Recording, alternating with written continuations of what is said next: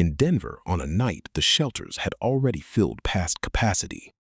A man wrapped himself in 3 sealed layers of plastic trash bags and woke up colder than he had been before he put them on. Not damp, soaked. The bags had done exactly what plastic does, held everything in, and what they had held in was not warmth. It was the moisture his own body had been producing since the moment he sealed the last layer shut. That contradiction sits at the center of one of the most repeated pieces of survival advice given to people sleeping outside. Get a plastic bag. Wrap it around yourself. Block the cold. It sounds like physics. Plastic does not let air through, so heat that is trapped inside should stay inside. For a few hours, it even feels true. Then the inside of the bag starts to feel warm in the wrong way. Clammy, heavy, slick against the skin. By 2 or 3 in the morning, the same person who felt insulated at midnight is shivering harder than someone with no plastic at all. The reason the standard advice fails is that it treats a plastic bag like a blanket, when a blanket and a plastic bag solve 2 completely different problems. A blanket is built to trap warm air in small pockets, while still letting moisture escape outward into colder air where it can disperse. A plastic bag does not let anything escape. It is a vapor barrier, not an insulator. And a vapor barrier is one of the few materials in cold weather survival science that mountaineers and military cold weather units actually rely on deliberately.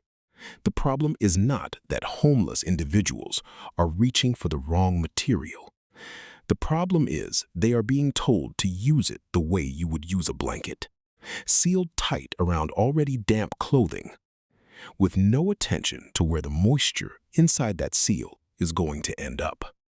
A woman who spent 2 winters sleeping in Chicago's transit stations and underpasses described the moment she understood this the hard way. I thought tighter meant warmer, so I taped the openings. By morning, my sweatshirt was wet enough to wring out, and I was colder lying still than I was walking around in the wind. What she was describing, without the vocabulary for it, was condensation building inside a sealed non-breathable layer with nowhere to go. Her body kept producing water vapor through ordinary low-level sweating. The plastic stopped that vapor from escaping into the cold air outside, the way fabric normally would. So it condensed instead, against her skin, against the inside of her clothing, and turned the layer she trusted most into the layer that was actively pulling heat out of her body. That detail matters more than it sounds like it should, because water against skin conducts heat away from the body dramatically faster than air does. The National Coalition for the Homeless states plainly that wet clothing undermines warmth even in temperatures as mild as 50 degrees, and that hypothermia itself begins not at some dramatic sub-zero threshold, but whenever core temperature drops below 95. A plastic bag sealed in the wrong place does not just fail to help with that risk. It manufactures the exact condition, sustained skin moisture, that makes hypothermia more likely, not less. So the obvious fix, sealing tighter, is the version of this advice that actively makes things worse. The version that works depends on where in the layering system that plastic sits, how it is exposed, and what is happening underneath it before it ever goes on. None of that is intuitive. All of it is the difference between a tool survival professional's use on purpose and a mistake that quietly works against the person using it. The fix begins with a single reversal. The plastic does not go where people instinctively put it. It does not go on top, sealed over the outermost layer of clothing a person is already wearing. It goes against a thin, dry layer close to the skin, with the rest of the insulation built on top of it. That single change in sequence is the entire difference between a vapor barrier that protects someone and one that drowns them in their own sweat. To understand why position matters this much, you have to follow what happens. To water vapor in extreme cold, the human body is producing moisture constantly, even at rest, through ordinary low-level perspiration. In mild weather, that vapor passes outward through clothing and disperses into the air, because the air on the other side of the fabric is warm enough to hold it. In freezing temperatures, that stops being true. The point where vapor turns back into liquid, the dew point, moves inward, into the clothing itself, sometimes deep inside the insulation layer. The moment that happens, insulation that was dry an hour earlier is now damp, and damp insulation loses most of its ability to hold heat. A plastic barrier placed correctly, right against the skin or the first dry layer, stops vapor before it ever reaches that point. It holds the moisture in a thin, controlled space the body can tolerate, rather than letting it migrate outward and ruin everything built on top of it. A man who had spent 4 winters moving between Seattle's underpasses and a rotating set of shelter beds described arriving at this by accident. Before anyone explained the reasoning to him, I started putting the bag on first under my hoodie instead of over it. I do not know why I tried it. It felt backwards. But I stopped waking up soaked. What he had stumbled onto without the vocabulary for it was the same principle. Outdoor education programs and cold weather military manuals, use on purpose. The barrier's job is to manage moisture at the source, not to seal it in after the fact from the outside. That single correction solves one failure, but not the other one. Because plastic still has a second, completely different job. That gets confused with the first.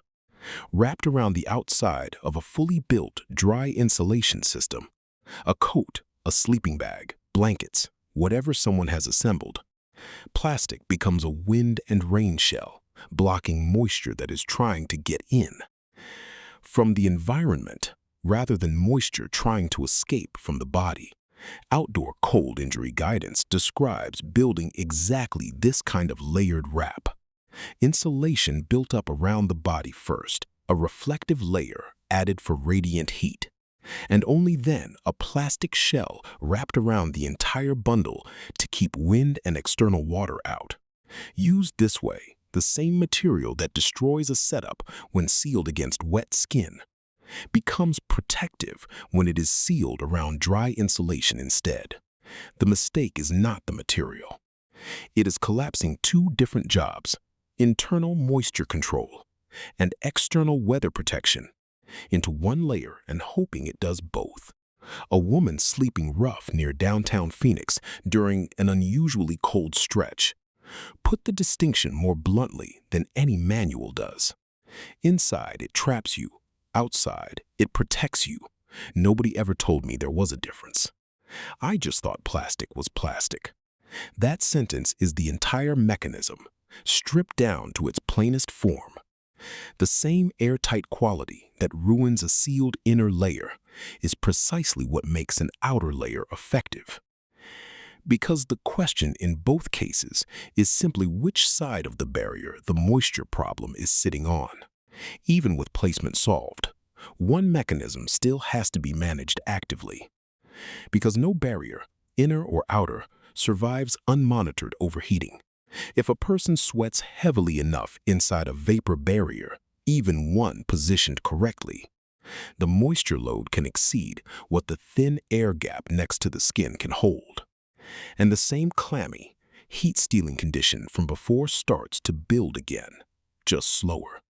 Cold weather guidance built around vapor barrier liners is explicit about this. The person inside the system has to notice clamminess early and vent it, loosening a seal or pulling back a layer for a few minutes, rather than waiting until the moisture has already soaked through. A man who had lived out of a tent on the outskirts of Atlanta for most of a winter said it came down to paying attention to a feeling most people are trained to ignore. You learn to notice the second it goes from warm to wet warm. That is the moment you open something up. Wait past that and you have already lost. Each of these pieces depends entirely on the one before it. Getting the plastic's position right solves the original problem. Moisture trapped against skin, but only if the insulation underneath started dry, which is why the inner barrier method and the outer shell method are not competing techniques. They are sequential ones, addressing moisture coming from two opposite directions.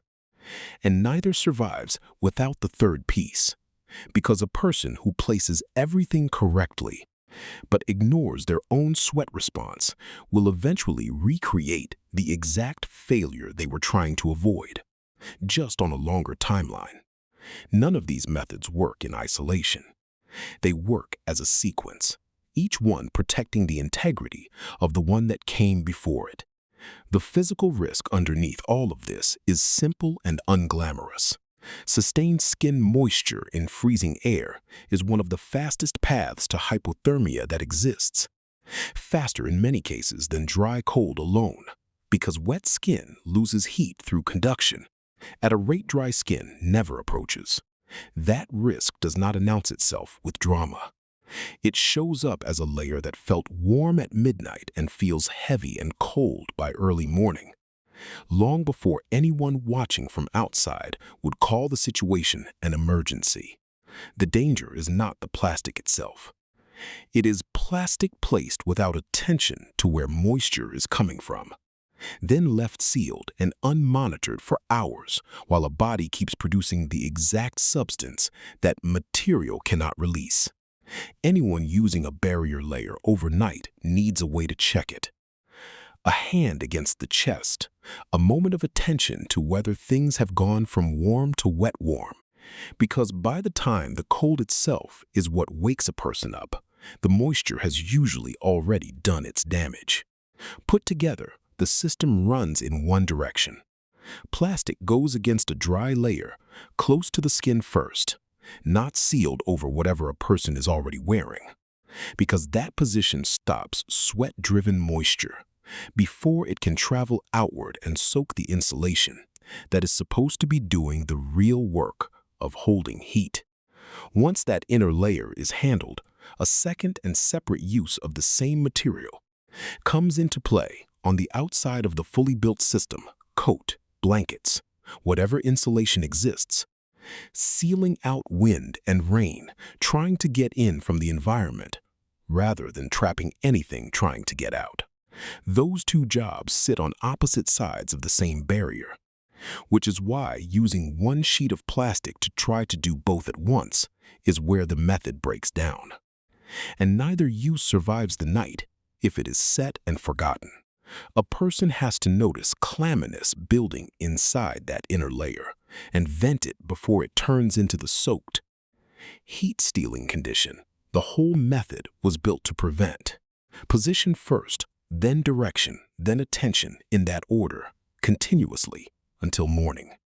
What this really describes is not a hack or a trick someone stumbled into.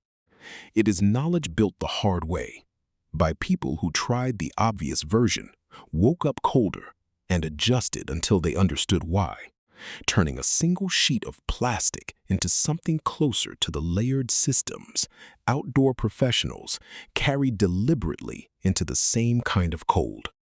There is a particular kind of intelligence in that, the kind that only gets built when failure is immediate and the stakes for getting it wrong are a body losing heat it cannot easily get back. Nobody hands this knowledge out in a single sentence, which is exactly why the wrong version keeps getting repeated, while the version that actually works stays buried in the experience of people who had no choice but to learn it.